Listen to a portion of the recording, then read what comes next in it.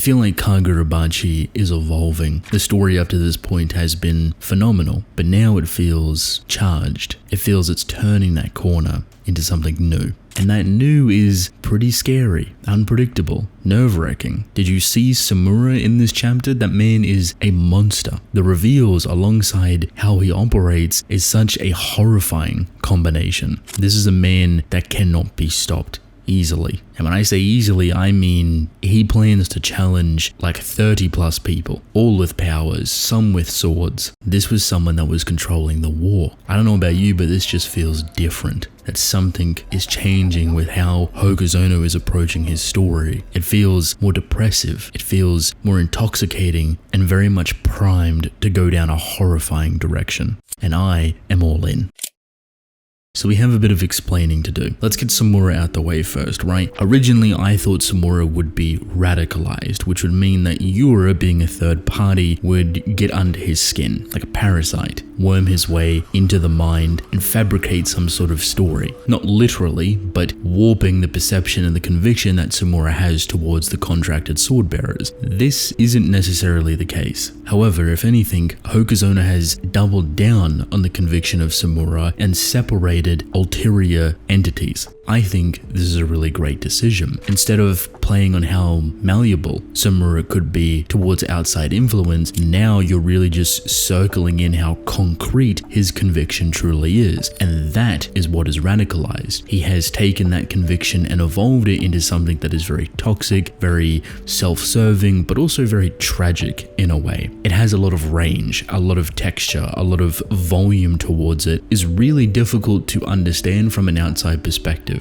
This is someone that has experienced the full range of that war and the horrors that took place within it, but he's also disgusted by the continued treatment towards the quote-unquote heroes, the sword bearers. Do let it be known though, it seems that he didn't start this operation on his own. While his conviction has always been there, Yura was the one to approach him almost instantly after Chihiro's father was killed. So it's a bit of a double-edged sword. Yura definitely made a deal, a pinky promise, a binding vow, if you will. It's quite literally on their pinky, so they're both taking this serious, and it's difficult to probably negate information or break that promise. What has promised has to be given. In return, Samura will hunt down all of the swords. The thing is, his conviction and the need of not wanting to kill people is like the thinnest line imaginable. You can tell that he's partially hurting, that he has to do all of this, that needless death is happening, but because his conviction is so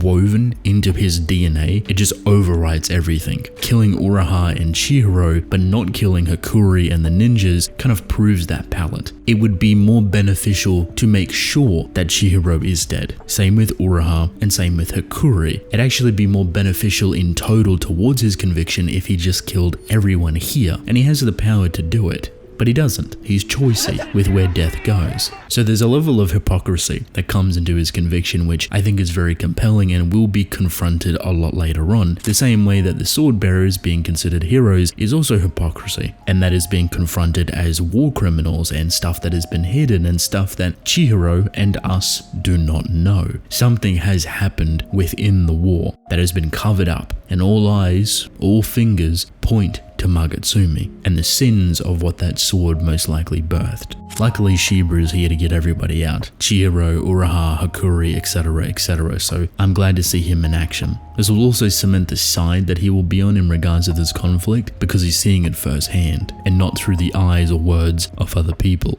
Do note that only 2 hours later, 2 people are confirmed dead, Uraha and Chihiro. Now we know that Chihiro isn't dead, clinging for life at the end of the chapter, but Uraha is up in the air. On one hand, I think you could easily exit that character out of the story. We've done the twist, we've done the betrayal, we've flipped things on its head, we don't need Uraha anymore. But in saying that, with the lovable amount of characterization that we have for Uraha, you could also bring him back into the story and have him indeed be the original idea for his character, someone that will work alongside Chihiro by joining his group to now perhaps hunt down his master. And the more that I think about it, if there ever was a fight to be as sensitive and as critical as it could be, Uruha versus Samura, having the exact same sword style, both wielding perhaps their swords, would be phenomenal. We do run into an issue, and that is Uruha's sword, Kamayuri, is in the hands of Hirohiko. But not entirely. Hirohiko seems contracted to it, but they've actually hidden the sword away because Samura knows their location. Of course, he's here to talk with the Hishaku, and you get a nice full range of all the characters, their goals, their ideals, pretty much what they're planning to do. One of the biggest things to come from it is what Samura is getting in return for killing all the sword bearers. 1. Reveal the identities of all 10 members of the Hishaku. 2. Reveal the identity of the Kabanabi insider who leaked Chihiro's father's address. And 3. Reveal the whereabouts of the enchanted blades. So perhaps by the end of it, all of it will be available to Samura, and his plan is to kill everybody. I talked slightly about how this could perhaps be the structure for his character a while ago, and now it's hop, skipping and jumping almost perfectly down that path. The difference here is that Yura has a ton of information about the sins of the war and quote-unquote ripping the lid off. So I don't know what this would do in favor of public perception, but clearly Yura is using it to his advantage to get under Samura's skin. Of course, this too is a double-edged sword. Samura will know everything about the Hishaku and all the locations for the swords, so there's no way any of them could go off hiding. The plan is to retaliate. The plan is to try and snub Samura out of the picture, and there's kind of only one person that could probably put up a decent fight, or at least an equal, and that is Magatsumi itself. And if Yura wants to use that wielder or wield the sword himself, they clearly have big plans to flip this back onto Samura. Samura is very open about killing all of them, but another problem that he has created is Chihiro himself. The reason I think there's a lot of evolution, a lot of change in this chapter is that it feels different. Its approach, its method, its severity, it feels like a major turning point for this story. And perhaps a great way that's shown is through the awakening of Chihiro. So this whole time Chihiro has had a rosy understanding of the war and of the sword bearers, the heroes of that war. But now this is gone, or at least it should be. A corruption takes place, and I don't expect Chihiro to be evil or anything like that. Don't let me put that in your head. Instead, I feel like him seeing the reality, the bigger picture, issues that come with Samura's conviction, the sins of the war starts to become corruptive. Chihiro already fought like a killer, but now he needs to up his game. If he stands any sort of chance against Samura, against the Hishaku, whoever tries to oppose him now, he needs to play seriously. And I think a lot of that corruption, which in form turns into anger, will really aid him, will help him push his abilities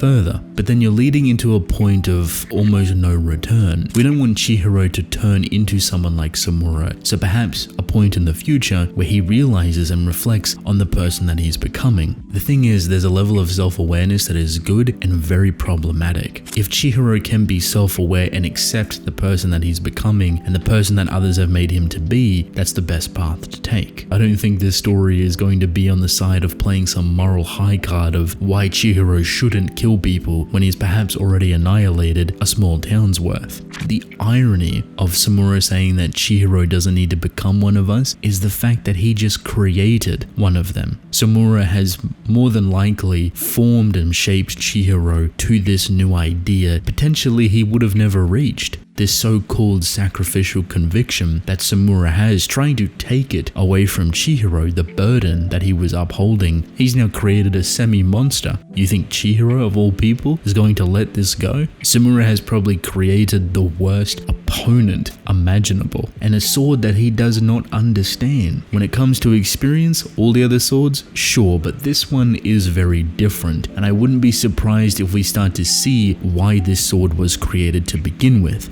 A balancer, the seventh and last sword specifically designed after the war in case something like this were to happen. Unfortunately, that forms as an unforgiving burden. Ironically enough, kind of similar to Samura, but worlds apart. The owl reveal for Samura, I think, is a brilliant. This is the person that was in charge of the war, that was handling everything. The owl symbolism is really great too. Owls have an obnoxious amount of dimensional hearing. They also have crystal clear vision at like 270 odd degrees, which is insane when you think about it, but they're also soundless birds. They don't really make a noise when they fly. Great for assassinations, great for hunting, and that is exactly what Samura is doing. He also has all of the awareness of the eyesight of an owl, so his vision is impeccable. For me, a very full and beautiful symbolic gesture to the type of person that he is. The perfect